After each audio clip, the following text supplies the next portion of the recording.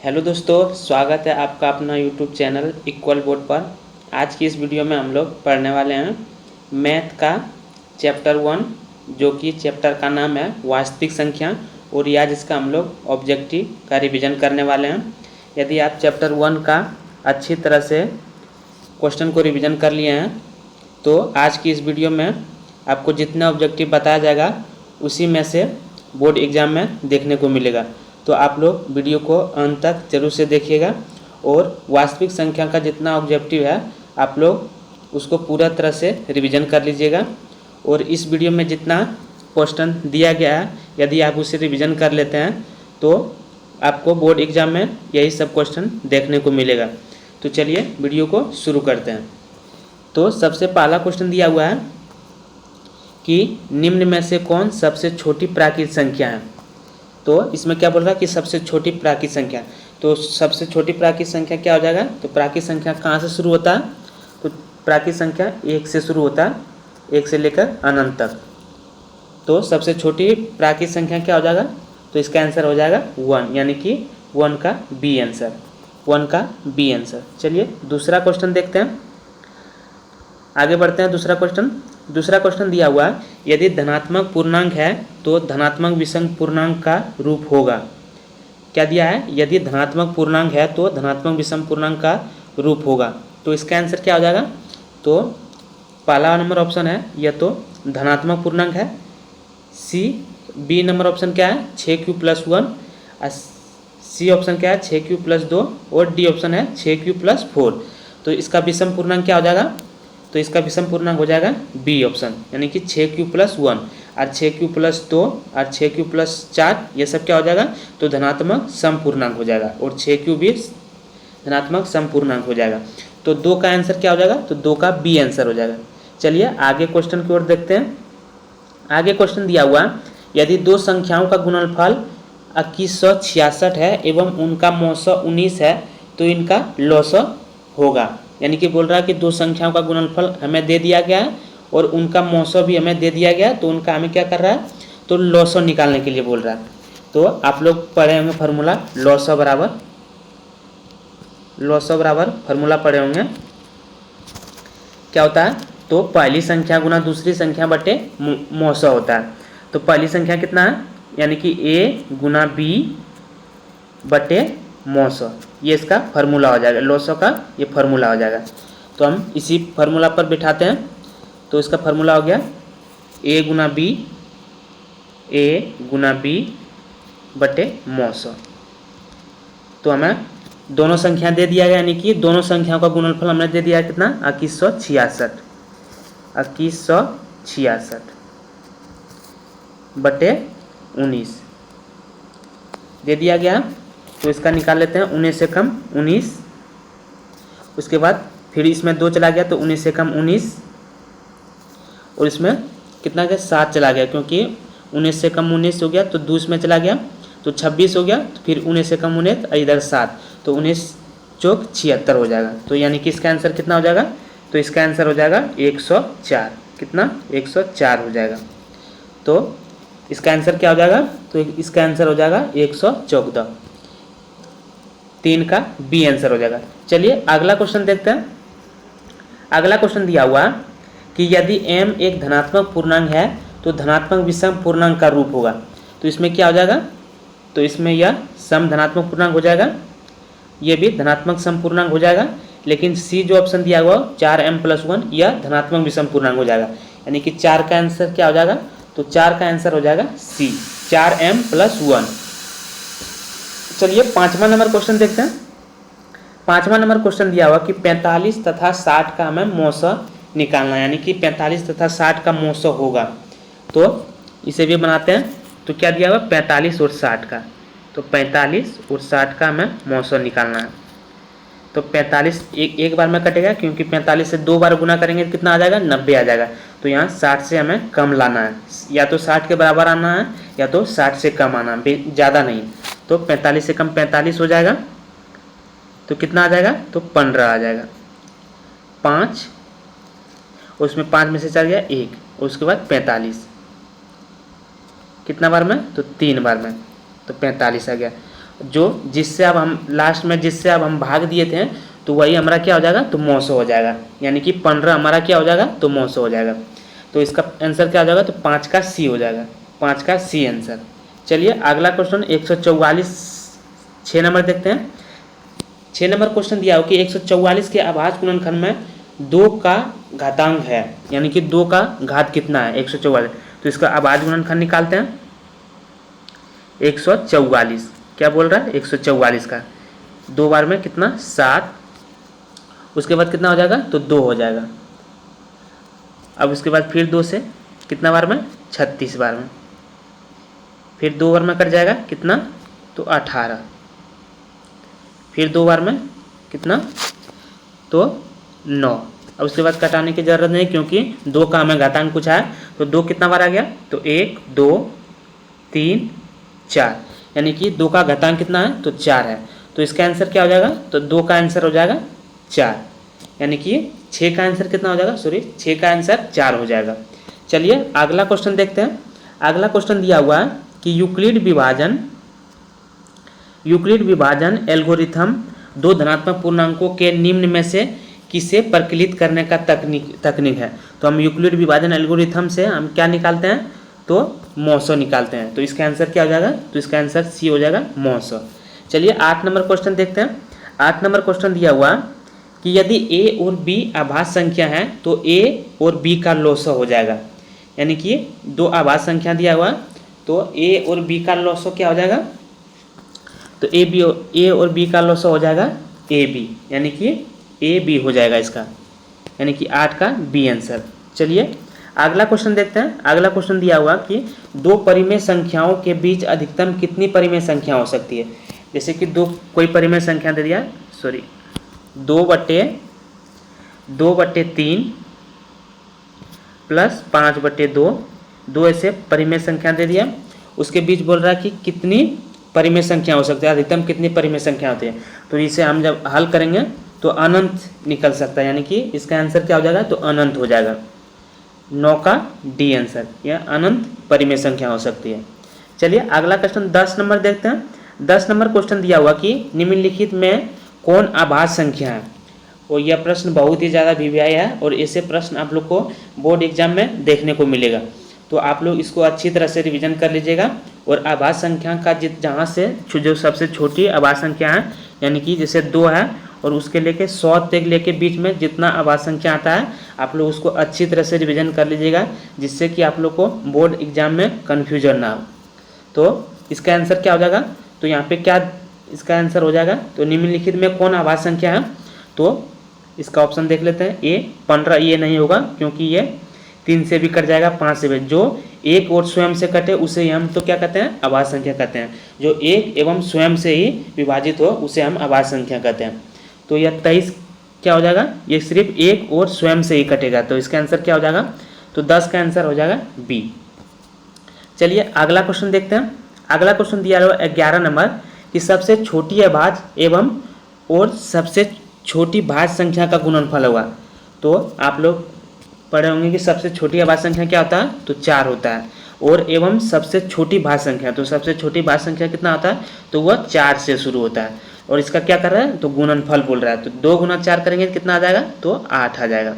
तो इसका आंसर क्या हो जाएगा, तो 8 हो जाएगा इसका आंसर। तो 11 का आंसर क्या हो जाएगा, तो सी हो जाएगा, यहाँ पे सी आंसर हो जाएगा, 11 का सी आंसर। चलिए 12 नंबर क्वेश्चन देखते हैं। 12 नंबर क्वेश्चन दिया हो कि सबसे छोटी भाज्य संख्या और सबसे छोटी अभाज्य संख्या का मौसम कितना होगा। तो सबसे छोटी भाज्य संख्या और सबसे छोटी अभाज्य संख्या, तो इसका हम मौसम निकालते हैं। तो सबसे छोटी अभाज्य संख्या कितना है, तो 2 है, और सबसे छोटी भाज्य संख्या कितना है, तो 4 है। इसका हमें मौसम निकालना है। तो कितना बार में, 2 बार में, 2 दूनी 4, तो ये कट गया, जो जिससे हम भाग लगा रहे थे तो कितना है, तो वही हमारा क्या हो जाएगा, मौसम हो जाएगा, यानी कि 2 हमारा क्या हो जाएगा, मौसम हो जाएगा। तो इसका आंसर क्या हो जाएगा, तो 12 का बी आंसर, यानी कि 2। चलिए अगला क्वेश्चन 13 नंबर देखते हैं। 13 नंबर क्वेश्चन दिया हो कि 18 तथा 72 का मौसम है। तो इसे भी हम निकाल लेते हैं। 18 और 72 का बोल रहा है, तो 18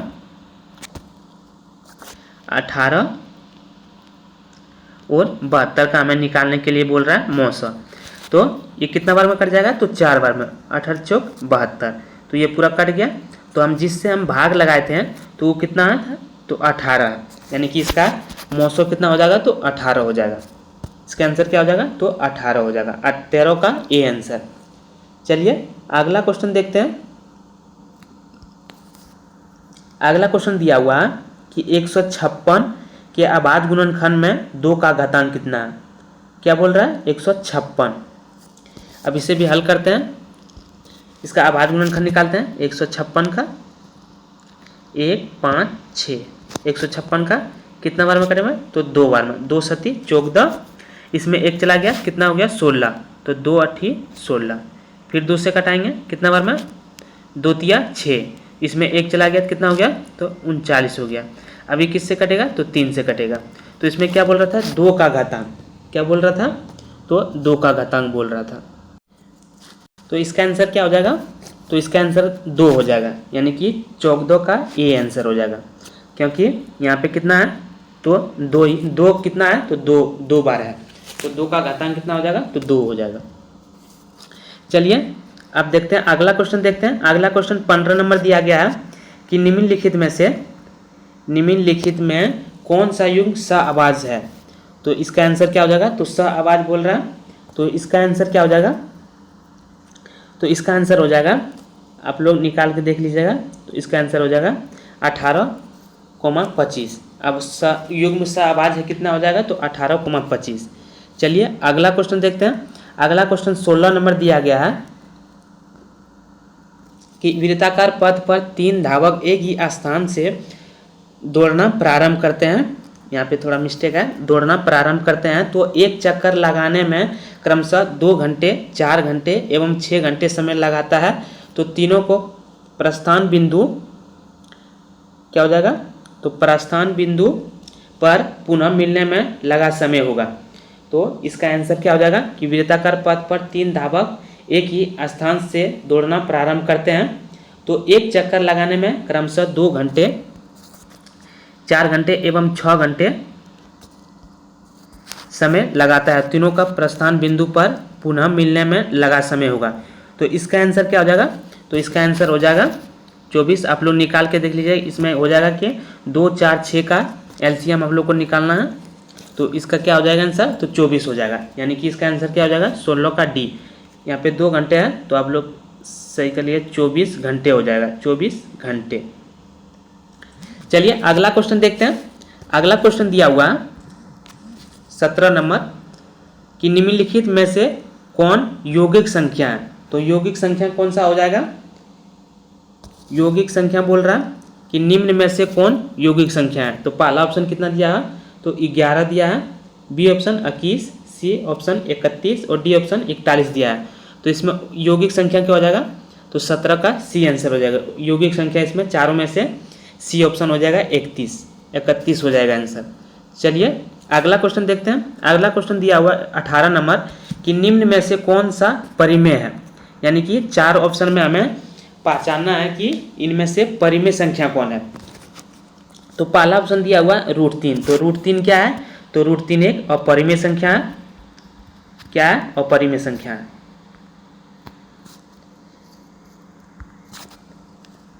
तो इसका आंसर क्या हो जाएगा, दूसरा ऑप्शन देखते हैं। तो दूसरा ऑप्शन क्या हो जाएगा, दूसरा ऑप्शन √7 भी क्या है, अपरिमेय संख्या है। फिर सी नंबर ऑप्शन क्या है, तो √9/25 है। तो इसका क्या हो जाएगा, तो √9 का कितना हो जाएगा 3 और 25, तो ये क्या है, परिमेय संख्या हो जाएगा। और नीचे में क्या जाएगा 3√2/2√3, यानी कि 3√2/2√3 दिया हुआ है। तो ये भी क्या हो जाएगा, तो अपरिमेय संख्या हो जाएगा। तो इसमें परिमेय संख्या क्या हो जाएगा, तो ऑप्शन नंबर कितना हो जाएगा, तो सी नंबर हो जाएगा। इसमें परिमेय संख्या बोल रहा है तो परिमेय संख्या क्या हो जाएगा, तो इसका आंसर सी हो जाएगा, यानी कि √9/25 ही परिमेय संख्या होगा। तो इसका हो जाएगा 3/25 और यह क्या है, एक परिमेय संख्या। चलिए अगला क्वेश्चन 19 नंबर देखते हैं। 19 नंबर क्वेश्चन दिया हुआ कि निम्न में से कौन अपरिमेय नहीं है, यानी कि अपरिमेय नहीं है, परिमेय होना चाहिए, अपरिमेय नहीं, यानी कि अपरिमेय नहीं है। तो इसमें क्या हो जाएगा, ये √10 क्या है, तो अपरिमेय है, तो ये इसका आंसर ये नहीं होगा। रूट 35 भी क्या है, तो अपरिमेय है, तो ये भी गलत हो जाएगा। और रूट 24 क्या है, तो ये भी अपरिमेय है। और रूट 49 क्या है, तो यह एक परिमेय संख्या है, यानी कि रूट 49 का कितना आ जाएगा, तो 7 आ जाएगा। और 7 क्या है, एक परिमेय संख्या है। तो ऐसे क्वेश्चन आप लोग को बोर्ड एग्जाम में देखने को मिलेगा, तो आप लोग इसे अच्छी तरह से रिवीजन कर लीजिएगा, जिससे कि बोर्ड एग्जाम में आप लोग को क्वेश्चन बनाने में कठिनाई ना आए। और ऐसे प्रश्न आप लोग को जरूर से जरूर रिवीजन कर लीजिएगा। चलिए अगला क्वेश्चन 20 नंबर देखते हैं। 20 नंबर क्वेश्चन दिया हुआ कि 22/7 है, तो इसका आंसर क्या हो जाएगा। 22/7 क्या है, तो पहला ऑप्शन क्या दिया होगा, तो पहला ऑप्शन दिया हुआ, तो 22/7 क्या हो जाएगा, तो 22/7 पहला ऑप्शन क्या है, परिमेय संख्या। बी ऑप्शन है अपरिमेय संख्या। सी ऑप्शन पूर्णांक संख्या। और डी ऑप्शन दिया हुआ इनमें से कोई नहीं। तो इसका आंसर क्या हो जाएगा, तो इसका आंसर हो जाएगा कि 22/7 है, तो एक परिमेय संख्या है। और यदि आपको पूछे कि पाई कैसी संख्या है, पाई, तो आप लोग इसको ध्यान में रखिएगा कि पाई एक अपरिमेय संख्या है। पाई ये क्या है, अपरिमेय संख्या है। और 22/7 पूछे तो आप लोग इसका आंसर दीजिएगा परिमेय संख्या। तो इसको आप लोग अच्छी तरह से ध्यान में रखिएगा, क्योंकि ये क्वेश्चन में बहुत ही ज़्यादा कन्फ्यूजन होता है कि पाई एक अपरिमेय संख्या है, 22/7 एक परिमेय संख्या है। तो इसमें बहुत सारी परेशानियां आती है बच्चे में, तो आप लोग इसको अच्छी तरह से ध्यान में रखिएगा। चलिए अगला क्वेश्चन देखते हैं। अगला क्वेश्चन दिया हुआ कि 21 नंबर की रूट 5 एक संख्या है। तो ऐसे प्रश्न ज़्यादा लिया गया है, क्योंकि इस ऐसे प्रश्न बोर्ड एग्जाम में ज़्यादातर पूछे जाते हैं वास्तविक संख्या से। ऐसे प्रश्न 1 या 2 ऑब्जेक्टिव क्वेश्चन 1 नंबर में पूछ ही देता है, तो आप लोग इसको अच्छी तरह से रिवीजन कर लीजिएगा। तो रूट 5 एक संख्या है, तो ये क्या हो जाएगा, तो अपरिमेय संख्या हो जाएगा। रूट 2 दिया रहे, रूट 3 दिया रहे, रूट 5 दिया रहे और रूट 7 दिया रहे, रूट 11, यानी कि इसका ऐसी संख्या जो जिसका वर्गमूल नहीं निकले, जैसे कि रूट 11 का वर्गमूल निकलेगा, लेकिन वो परिमेय संख्या में नहीं आएगा। तो इसका आंसर क्या हो जाएगा, तो इसका आंसर हो जाएगा अपरिमेय संख्या। चलिए अगला क्वेश्चन देखते हैं। अगला क्वेश्चन दिया 22 नंबर कि रूट 2 है एक, तो इसका आंसर भी क्या हो जाएगा, तो अपरिमेय संख्या। 22 का आंसर क्या हो जाएगा, तो अपरिमेय संख्या। चलिए 23 नंबर क्वेश्चन देखते हैं। 23 नंबर क्वेश्चन दिया हुआ है कि निम्नलिखित में कौन अपरिमेय संख्या है, यानी कि हमें पहचानना है कि अपरिमेय संख्या इसमें कौन है। परिमेय संख्या हो वो तो गलत हो जाएगा, अपरिमेय संख्या हमें पहचानना है। तो रूट 49/36 है, तो इसका आंसर क्या हो जाएगा, तो इसका रूट 49 का कितना हो जाएगा, 7/36। तो ये क्या आ गया, तो परिमेय, सॉरी ये परिमेय हो गया। तो इसका आंसर ये नहीं होगा, तो इसका यहाँ पे गलत लगा देंगे। रूट 81, तो इसका क्या हो जाएगा, तो 9 हो जाएगा, तो ये भी परिमेय संख्या हो जाएगा, तो ये भी नहीं होगा। रूट 2 इसका देख लेते हैं डी नंबर। रूट 49 का क्या हो जाएगा, 7 और नीचे बटे में 9 है, तो ये भी क्या हो जाएगा, तो परिमेय हो जाएगा, तो ये भी गलत हो जाएगा। तो इसका आंसर क्या हो जाएगा, तो इसका आंसर हो जाएगा सी, यानी कि 23 का सी आंसर होगा। रूट 2.5 यह एक अपरिमेय संख्या है। चलिए 24 नंबर क्वेश्चन देखते हैं। 24 नंबर क्वेश्चन दिया हुआ कि निम्नलिखित में कौन सी परिमेय संख्या है, तो इसका आंसर क्या हो जाएगा, तो रूट 5 क्या है, सॉरी रूट 25 क्या है, तो यह रूट 25 का क्या हो जाएगा, 5, और यही क्या है, परिमेय संख्या है। तो इसका आंसर क्या हो जाएगा, 24 का ए आंसर हो जाएगा। और इधर क्या हो जाएगा, ई, बी, सी और डी का ऑप्शन क्या हो जाएगा, तो यह अपरिमेय संख्या हो जाएगा। चलिए 25 नंबर क्वेश्चन देखते हैं। 25 नंबर में क्वेश्चन दिया गया है कि निम्नलिखित में से कौन सी अपरिमेय संख्या है। तो आप लोग ध्यान में रखिएगा, जो रूट में दिया रहे लेकिन उसका कोई वर्गमूल ना निकले, तो वो क्या हो जाएगा, परिमेय संख्या हो जाएगा। यदि रूट में दिया रहे और उसका परिमेय संख्या उसका नहीं निकलेगा, तो वह अपरिमेय संख्या हो जाएगा। यानी कि जैसे कि रूट 50 दिया रहेगा, तो बहुत बच्चा क्या देख करता है कि जैसे रूट दिखा तो वो अपरिमेय संख्या उसमें टिक लगा देते हैं, लेकिन आप लोग को ऐसा नहीं करना है। उसका देख लीजिएगा कि यदि उसका वर्गमूल निकल रहा है तो वो क्या हो जाता है, तो परिमेय संख्या हो जाता है, परिमेय संख्या हो जाता है। तो चलिए इसमें देखते हैं, इसमें अपरिमेय संख्या बोल रहा है, तो ए नंबर ऑप्शन भी नहीं होगा क्योंकि यह परिमेय संख्या है। बी नंबर ऑप्शन क्या है, रूट 3/√5, तो यह यही हो जाएगा 25 का बी आंसर। चलिए अगला क्वेश्चन 26 नंबर देखते हैं। 26 नंबर क्वेश्चन दिया हुआ है कि निम्नलिखित में से कौन सा कथन सत्य है। तो इसमें हमें 4 ऑप्शन में पहचानना कि कौन सा इसमें कथन सत्य है और जो असत्य होगा उसे हमें छांट देना। तो पहला ऑप्शन दिया है कि 2 अपरिमेय संख्याओं का गुणनफल हमेशा अपरिमेय होता है, यानी कि 2 अपरिमेय संख्याओं का गुणनफल हमेशा अपरिमेय होता है। तो ये नहीं होगा, क्योंकि यदि हम √7 यह भी अपरिमेय संख्या है और गुना करें,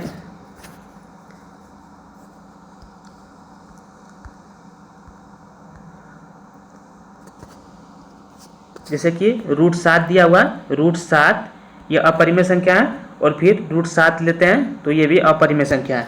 यदि इसे हम गुना करेंगे तो कितना आ जाएगा, तो √49 आ जाएगा। और इसे हम यदि इसका वर्गमूल निकालते हैं तो कितना हो जाता है, 7। तो यह क्या हो जा रहा है, परिमेय आ जा रहा है, यानी कि 2 अपरिमेय संख्याओं का गुणन हमेशा अपरिमेय नहीं होगा। तो पहला नंबर ऑप्शन गलत हो जाएगा। तो इसका आंसर क्या हो जाएगा, तो ये गलत हो जाएगा। बी ऑप्शन देखते हैं।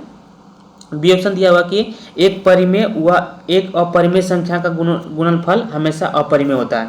तो इसका आंसर क्या हो जाएगा, तो इसका आंसर यही हो जाएगा कि एक परिमेय संख्या एवं एक अपरिमेय संख्या का गुणनफल क्या हो जाएगा, तो हमेशा अपरिमेय होता है। तो चलिए अगला क्वेश्चन 27 नंबर देखते हैं। 27 नंबर क्वेश्चन दिया हुआ कि निम्नलिखित में से कौन सा भिन्न का दशमलव प्रतिशत क्या हो जाएगा, शांत हो जाएगा। तो इसमें कौन सा हो जाएगा, तो आप लोग निकाल लीजिएगा क्योंकि इसमें बहुत ज़्यादा लेट हो जाएगा। तो निम्नलिखित में से कौन सा भिन्न का दशमलव प्रतिशत शांत होगा, तो इसका आंसर हो जाएगा सी, इसका दशमलव प्रतिशत शांत हो जाएगा। चलिए अगला क्वेश्चन 28 नंबर देखते हैं। 28 नंबर क्वेश्चन दिया हुआ कि निम्नलिखित में से किसका दशमलव प्रतिशत शांत होगा।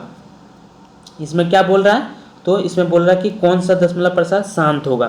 तो इसका आंसर क्या हो जाएगा, तो इसका आंसर हो जाएगा पहला ऑप्शन दिया हुआ है।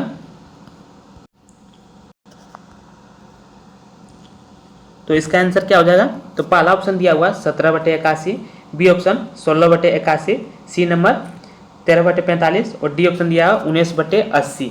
तो इसका आप लोग दशमलव प्रतिशत निकाल लीजिएगा किसका आ जाएगा। तो इसका हम आंसर बता देते हैं। तो 28 का इसका आंसर हो जाएगा डी, 19/80, क्योंकि यहाँ पे बहुत ज़्यादा लेट हो जाएगा। चारों ऑप्शन का दशमलव प्रतिशत शांत है या अशांत यह निकालने में बहुत लेट हो जाएगा। तो आप लोग इसको निकाल लीजिएगा। चलिए अगला क्वेश्चन देखते हैं। अगला क्वेश्चन दिया हुआ कि 29 नंबर, प्रत्येक परिमेय संख्या होती है। तो प्रत्येक परिमेय संख्या क्या हो जाएगा, क्या बोल रहा है कि प्रत्येक परिमेय संख्या क्या हो जाएगा। पहला ऑप्शन दिया हुआ एक प्राकृत संख्या, एक पूर्णांक, एक पूर्ण संख्या और डी नंबर ऑप्शन क्या दिया, एक वास्तविक संख्या। तो क्वेश्चन क्या बोल रहा है कि प्रत्येक परिमेय संख्या होती है, तो यह क्या हो जाएगा, तो यह एक वास्तविक संख्या हो जाएगा। 29 का डी आंसर हो जाएगा। चलिए अगला क्वेश्चन 30 नंबर देखते हैं। 30 नंबर क्वेश्चन दिया हो कि निम्नलिखित में किसका दशमलव प्रतिशत अशांत है। तो इसका आंसर क्या हो जाएगा, तो किसका दशमलव प्रतिशत अशांत हो जाएगा। तो पहला ऑप्शन दिया हुआ है, पहला ऑप्शन दिया है 15/400, बी ऑप्शन है 17/80, सी ऑप्शन है 13/21, 121 और डी ऑप्शन दिया हुआ है 14/400। तो इसका आंसर क्या हो जाएगा, तो इसका आंसर हो जाएगा, आप लोग इसका निकाल लीजिएगा कि दशमलव प्रतिशत अशांत है किसका हो जाएगा, तो 13/121 का इसका आंसर यही हो जाएगा 30 का सी। तो आप लोग निकाल के चारों का देख लीजिएगा, जिसका अशांत आ जाएगा वही आंसर सही हो जाएगा।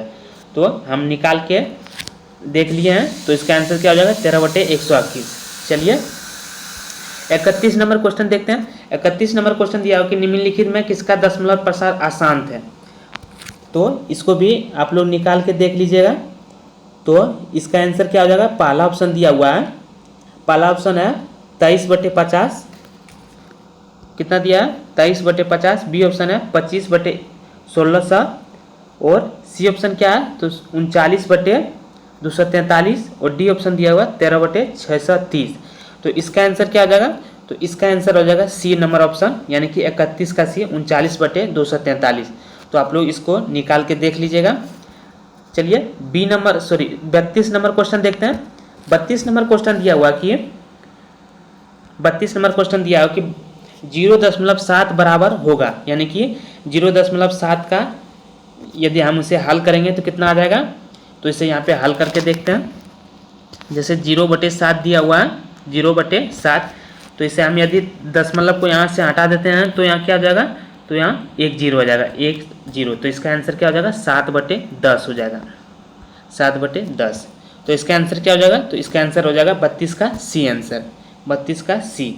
तो ये जितने 32 क्वेश्चन इसमें दिए गए हैं और ये बहुत ही ज़्यादा VBI है, बिहार बोर्ड 2026 के लिए बहुत ही ज़्यादा इम्पोर्टेंट है। यदि आप लोग इतना ही रिवीजन करके जाते हैं तो वास्तविक संख्या से जितना भी ऑब्जेक्टिव बनता है इससे आप लोग का एक भी क्वेश्चन नहीं छूटेगा। तो आप लोग वीडियो को अंत तक जरूर से देख लीजिएगा और अच्छी तरह से रिवीजन कर लीजिएगा। तो आज के लिए बस इतना ही। वीडियो आप लोग को अच्छी लगे तो वीडियो को लाइक जरूर से कीजिएगा और चैनल पर नए हैं तो चैनल को सब्सक्राइब भी जरूर से कर लीजिएगा। धन्यवाद।